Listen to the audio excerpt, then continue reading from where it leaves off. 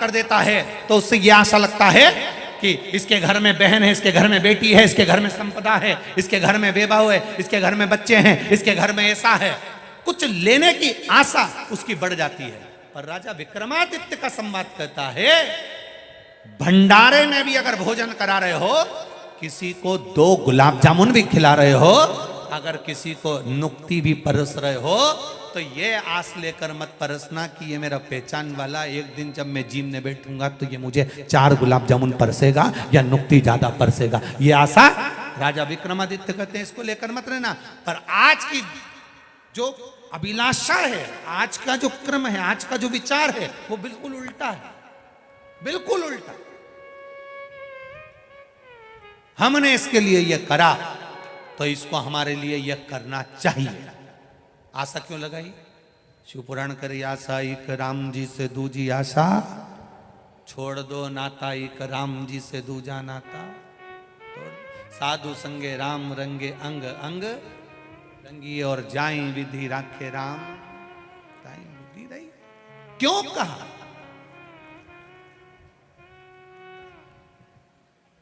कभी कभी बहुत करोड़पति व्यक्ति, बहुत धनपति, बहुत वैभवपति, बहुत सत्तापति, जिसका वैभव सब दूर हो, उसके यहां कोई कमी नहीं हो, तो भी महादेव के दरवाजे से कई बार उसको धक्का दे दिया जाता है, कई बार कोनी मार दी जाती है, कई बार कह दिया जाता है आप उधर से दर्शन करो। उस समय उसको क्रोध नहीं आना चाहिए, अपनी सत्ता के मद में नहीं डूबना चाहिए, अपने अहम में नहीं डूबना चाहिए। उस समय यह सोचना चाहिए कि आज महाकाल राजा के दरवाजे पर जा रहा था तो वीआईपी ट्रीटमेंट क्यों नहीं मिला? मतलब महाकाल राजा चाहता है कि तुझे कहीं ना कहीं किसी ना किसी रूप में कल्याण करना चाहता है, इसलिए थोड़ा धक्के देकर अपने दरवाजे से निकालेगा तो दुनिया के धक्के नहीं खाएगा। अच्छा सोचो, अच्छा विचार करो, शुद्ध भाव रखो, शुद्धता का स्मरण करो। जब आप अच्छा सोचने लगोगे कि आखिर कारण क्या था जो मैं मंदिर गया और पुजारी जी ने मेरे से जल नहीं चढ़वाया, या भगवान ने मेरे से दर्शन नहीं करा, या मेरे को वीआईपी ट्रीटमेंट नहीं मिला, कारण क्या है? कारण कुछ नहीं है, कारण वो काल अधिपति महाकाल राजा, उसने सोच लिया आज मेरे दरवाजे से धक्का खाकर जाएगा तो पूरी जिंदगी अच्छे से निकल जाएगी। पूरी जिंदगी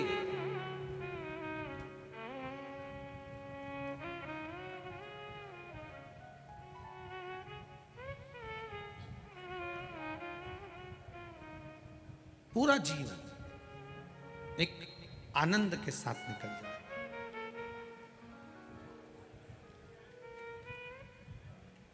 और जब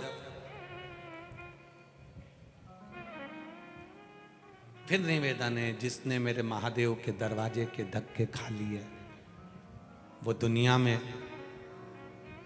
फिर कभी कहीं धक्का नहीं खाता है, कभी धक्का नहीं खाया।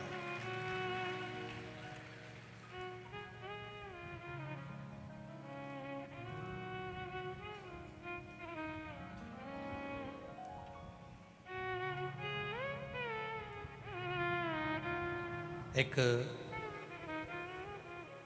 ब्रह्मवैवर्त पुराण में ब्रह्मा खंड में अध्याय नंबर 11 में ब्रह्मवैवर्त पुराण का पेज नंबर 40 पर एक बड़ा सुंदर राजा ब्राह्मण सुतपा की कथा लिखी। उस ब्राह्मण का नाम था सुतपा, जो शिव जी की आराधना में 24 घंटे डूबा रहता था। 24 घंटे।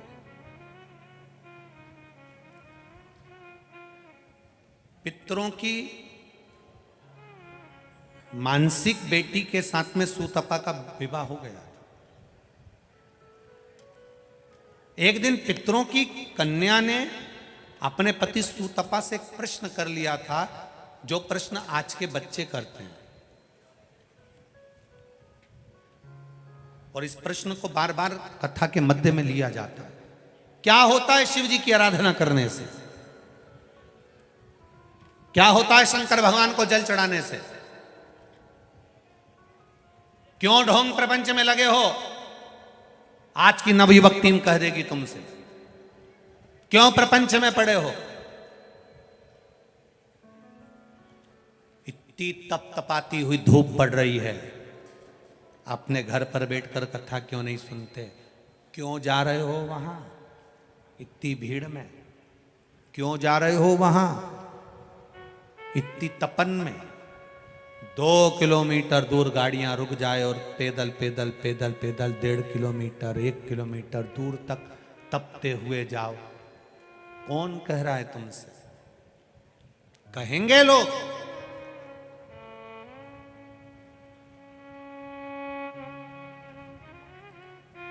तपता हुआ सूर्य की किरण तप रही है और आप चले जा रहे। क्या होगा जल चढ़ाने से? क्या मिलेगा आपको शिव महापुराण से? रावण के पास भी सलाहकार थे और राम जी के पास भी सलाहकार थे। बहुत ध्यान देना। रावण के पास जो सलाहकार थे, रावण ने पूछा दरवाजे पर सेना आ गई है, राम सेतु बना लिए हैं, तैयारी हो गई है, सलाहकारों बोलो, सलाह दो मुझको, अच्छी सलाह देना, करना क्या है? अब रावण के जितने सलाहकार थे सब टन्न होके बैठे थे। कई लोगों के सलाहकार ऐसे हैं जो 24 घंटे ही टन्न रहते हैं। नशे में नहीं, अहंकार के नशे में। हम हैं, सब निपट लेंगे, तुम तो करो। ये भी एक नशा है, एक मदिरा का नशा। लेकिन अब रावण के जो सलाहकार थे सब टन्न होके बैठे थे। सबने चिल्लाकर कहा, महाराज चिंता मत करो, बंदरों की सेना आई है, बंदर तो हमारा भोजन है, निचोड़ निचोड़ के खा जाएंगे। रावण के सलाहकार बोले, रावण तुरंत मूछे संभालता, मुकुट संभालता, सिंहासन संभालता हुआ बोला, हम लंकेश हैं। मतलब अब तुम चिंता मत करो कि अपन बंदरों को तो निचोड़ के खा जाएंगे। एक सलाहकार होता तो कहता, महाराज अब इतनी दूर तक अगर ये आ गए हैं, इतनी मेहनत करके अब यहाँ तक पहुँच गए हैं, इतना बड़ा सेतु उन्होंने बांध लिया, राम नाम लिखे पत्थर तैर गए हैं, तो ये लंका बचने वाली नहीं है, सीता जी को दे दो। अगर अच्छा सलाहकार होता तो अकल देता। अब उनने तो कह दिया सबको निचोड़ के खा जाएंगे। और एक सलाहकार रावण के पास में थे और एक सलाहकार राम जी के पास में थे। जब समुद्र रास्ता नहीं दे रहा था, राह नहीं दे रहा था, तब सलाहकार ने कहा, अपन प्रार्थना करते हैं, विनती करते हैं, निवेदन करते हैं, अगर रास्ता दे देगा तो अपन पार उतर जाएंगे। और अच्छी सलाह दी, इसलिए समुद्र ने भी रास्ता दे दिया और पार उतर। सलाहकार अच्छे हों, और यदि सलाहकार अच्छे हैं तो आपका जीवन श्रेष्ठ है। सलाहकार गड़बड़ हो गए तो गया। 2-3 जगह पे तुम्हें सलाहकार की बहुत जरूरत पड़ती है। एक, जब तुम कोई रोग से ग्रसित हो तो अच्छे सलाहकार की सलाह लीजिए। जब दुख में घिरे हो तो कोई सद्गुरु की सलाह लीजिए। और जब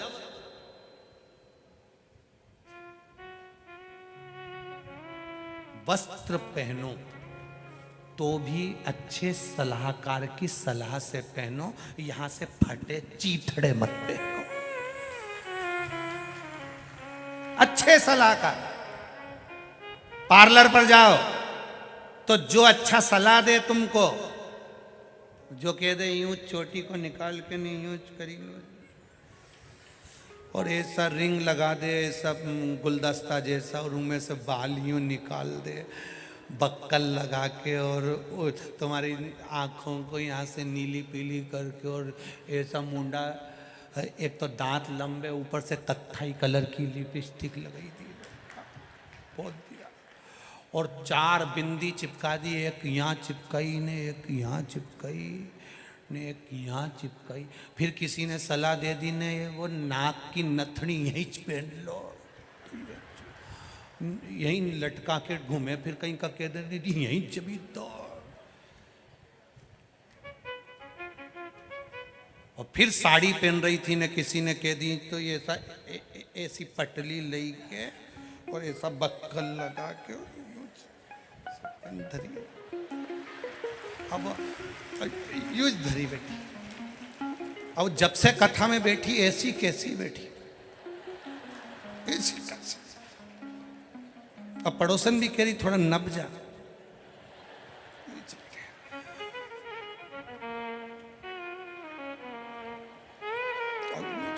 तुम देखना कई शादियों में बस बिल्कुल यहाँ रख के, अच्छा इतनी लगा के आई कि वो गुलाब जामुन भी नहीं खाता। और आजकल बफेट में गुलाब जामुन भी बड़ी, और इसकी आदत शुरू से पड़ी क्योंकि इसकी मम्मी ने छोटी छोटी बना के एक में निपटा देती थी।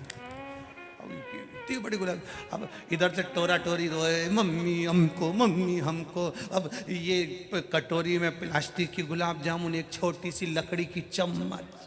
अब वो पे बड़ी मुश्किल से तो 2 घंटे से लगी थी, तब चम्मच पे गुलाब जामुन आई, सीधी सीधी चम्मच, उस पर बड़ी मुश्किल से गुलाब जामुन। इतने में छोरा छोरी के हमको हमको, इतने में से मुंह फड़ा। मतलब पूरी जैसी भी लग गई पूरी, तब जाकर किले तक गुलाब जामुन पहुंची, तब पहुंची। सलाहकार अच्छे होंगे, अच्छे भी। रावण के सलाहकार बेकार थे, इसलिए रावण धराशायी होकर गिर गया। राम जी के जितने सलाहकार थे वो सब सत्संग में जाकर बैठते थे रोज, तो उनको सत्संग में सलाह अच्छी मिलती थी, इसलिए विजय हो जाते। क्या मिला? सुतपा नाम के ब्राह्मण की पत्नी, जो पितरों की मानसिक बेटी है, वो उसके पुत्र, वो पत्नी कह रही है अपने पति से, ये आप जो आराधना करते हो, आप जो भगवान शिव की आराधना में लगे रहते हो, मैं आपकी अर्धांगिनी हूं, मैं आपके साथ रहती हूं, आप मेरी ओर ध्यान नहीं देते जितना आप शिव जी की ओर ध्यान देते हो। इसका फल क्या मिलेगा? इसका फल क्या प्राप्त होगा? क्या फल मिल सकता? एक दिन सुतपा ने अपनी पत्नी से कहा, इसका फल ब्रह्म वैवर्त पुराण का ब्रह्मा खंड 11वें नंबर का अध्याय, पेज नंबर 40, ब्रह्म वैवर्त पुराण कहती है, सुतपा की कथा में ब्राह्मण सुतपा ने कहा अपनी पत्नी से, पितरों की मानसिक बेटी से कहा कि शिव की आराधना करने का फल ये होता है कि घर में जो संतान होती है वो संतान पूरे विश्व में आनंद का सुख प्रदान करती है, किसी को दुख नहीं देती, सबके दुख का हरण करती है। वाह! एक बेटा, वो पितरों की जो मानसिक बेटी सुतपा ब्राह्मण से ब्याही थी, उसके घर में एक बेटे का जन्म हुआ जिसका नाम कल्याण मित्र हुआ। क्या नाम था? कल्याण मित्र। ये ब्रह्म वैवर्त पुराण का वो नाम है। बहुत बिजलियां चमक रही हो, आसमान में कितनी भी बिजली चमक रही हो, और अगर कितनी भी बिजली चमके, कितनी भी बिजली चमके, और यदि किसी व्यक्ति पर एकदम वज्र का पात हो जाए, मान लो हार्ट अटैक आ गया, एकदम आ गया, तुम्हें लग रहा है पसीना छूट रहा है, तुम्हें लग रहा है हाथ में तकलीफ हो रही है, डॉक्टर के यहाँ लेकर जा रहे हो, एम्बुलेंस आ रही है, जितनी देर में एम्बुलेंस आए, जितनी देर में उसको डॉक्टर के यहाँ लेकर जाएं, उतनी देर में सुतपा ब्राह्मण के बेटे का नाम कल्याण मित्र है। केवल 7 बार 11 बार 21 बार कल्याण मित्र और कल्याण मित्र कहकर केवल महादेव के नाम का उच्चारण कर लेने से भी वज्र का पात नहीं होता, वो व्यक्ति बच जाता है। कितनी भी बिजली चमके, कितनी भी अंबारियां चमके, कितना भी बादल फटे, कितनी भी बिजली चमके, भय लगे कहीं मेरे ऊपर ना गिर जाए, लग रहा है मेरे घर पर ना गिर जाए, कल्याण मित्र नाम 7 बार 11 बार 21 बार स्मरण कर कर महादेव का नाम का उच्चारण करना। बिजली कहीं पर भी गिरेगी पर तेरे ऊपर या तेरे घर के ऊपर नहीं गिर पाएगी। कल्याण मित्र ये पितरों की मानसिक बेटी का पुत्र है, पितरों का नाती है और सुतपा ब्राह्मण का पुत्र है। ब्रह्म वैवर्त पुराण का अध्याय 11 ब्रह्मा खंड कह रहा है, 40 नंबर का पृष्ठ वर्णन कर रहा है कि यह बालक कोई साधारण नहीं हुआ। क्या नाम है? जम के बोलो जरा, जम के। कल्याण मित्र। ये कोई साधारण नाम नहीं। जप रहा।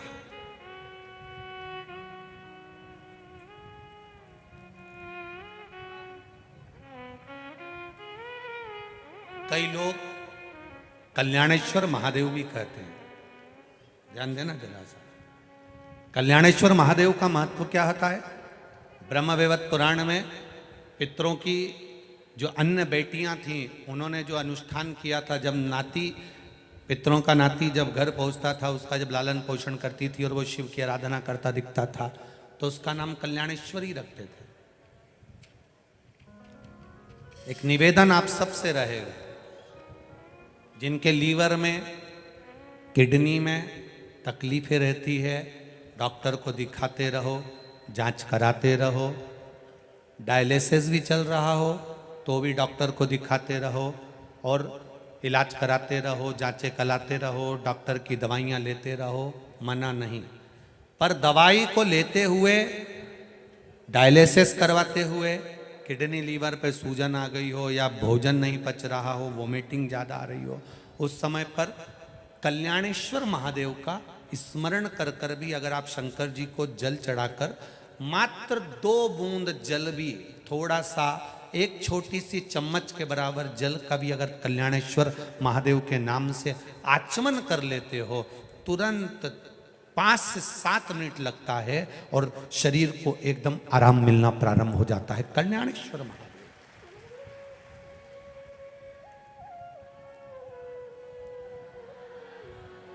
शिव शंकर की कथा, बाबा देव अधिदेव महादेव का संवाद कर रहा। और जब, ये कोई साधारण सा नाम नहीं है। दोनों नामों का स्मरण फिर से करिए। सुतपा के पुत्र का नाम क्या था? जम के बोलो जरा। कल्याण मित्र। याद हो जाना चाहिए आपको, हर कभी किसी भी जगह पर तुम्हें याद आ जाएगा। कोई संकट की घड़ी में भी पड़ा है, उस समय पर कल्याण मित्र का नाम लेकर आपने जल का आचमन भी कराया तो उसमें फल प्राप्त हुई। डॉक्टर को दिखाने जाओ, एम्बुलेंस आए, उतनी देर में कल्याण मित्र का स्मरण होना चाहिए। जब लगे भूल गए नाम, तो कल्याणेश्वर महादेव का नाम ले लो। महादेव तो महादेव है, करुणा करने वाला। उसका मात्र नाम उच्चारण ही बहुत है। अकाल मृत्यु वो मरे जो काम करे चंडाल का, और काल उसका क्या बिगाड़े जो भक्त हो महाकाल का।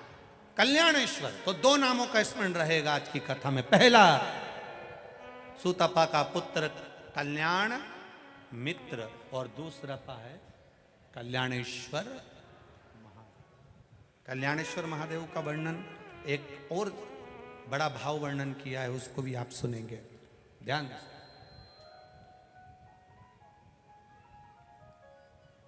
मान लो कोई अपनी प्लाट है, कोई अपनी जमीन है, कोई अपनी भूमि है, कोई अपना घर है, आपने किराए से दिया, कोई किसी को कोई कार्य के लिए दिया और उसने उस पर कब्जा कर लिया, नहीं छोड़ता। बहुत प्रयास कर लिया, अदालत तक में केस पहुंच गया, तब भी कल्याणेश्वर महादेव का 108 चावल का दाना या 108 श्वेत पुष्प की पत्ती, सफेद फूल की कोई भी पत्ती, बाबा कल्याणेश्वर महादेव के नाम से किसी भी शिवालय में, किसी भी शंकर के मंदिर में, जो अपने घर के पास हो। हम ये कभी आपसे नहीं कहते कि आप बहुत दूर जाइए, आप तो आपके घर के पास में जो शिवालय, आपके घर के पास में जो शंकर का मंदिर हो, आप वहां जाओ। प्रदोष काल के समय पर 108 चावल का दाना कल्याणेश्वर महादेव के नाम से आप समर्पित करिए, शिव का स्मरण करिए, बाबा से वही 108 चावल के दानों में से 107 दाने वापस लेकर आ जाइए और वो दाने आप अपने कक्ष के अंदर बस बाबा से प्रार्थना कर कर आ जाओ कि बाबा अब आपको संभालना है, आपको साधना है।